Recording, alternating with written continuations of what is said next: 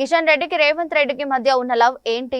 మేడిగడ్డలో ఒక్క పిల్లర్ కుంగితే ఎన్డీఎస్ఏకి ఉత్తరం రాసిన కిషన్ రెడ్డి ఎస్ఎల్బీసీ మొత్తం కూలిపోతే మౌనంగా ఎందుకున్నాడని ప్రశ్నించిన హరీష్ రావు. కాళేశ్వరం ప్రాజెక్టులో 100 భాగాలు, అందులో ఒక భాగం మేడిగడ్డ. ఆ మేడిగడ్డలో ఉన్న 85 పియర్స్, 85 పియర్స్లో ఒక పియర్ కొంగితే కిషన్ రెడ్డి ఎన్డీఎస్ఏకి ఉత్తరం రాసిండు. అరే మీరు జల్దీ రాండి, మొత్తం కూలిపోయింది, జర చూడుండ్రి అన్నాడు. 100 భాగాల్లో మేడిగడ్డ ఒక భాగం, మేడిగడ్డలో ఉన్న 85 పిల్లర్లలో ఒక పిల్లర్ కొంగితే కిషన్ రెడ్డి ఢిల్లీకి ఎన్డీఎస్ఏకి ఉత్తరం రాసి 2 రోజులు పిలిపించిండు. మరి మొత్తం ఎస్ఎల్బీసీ కుప్పకూలింది కదా, మొత్తం ప్రాజెక్టు భవిష్యత్తే 5,000 కోట్లు ఖర్చు పెట్టిన ఎస్ఎల్బీసీ భవిష్యత్తే ప్రశ్నార్థకమైంది.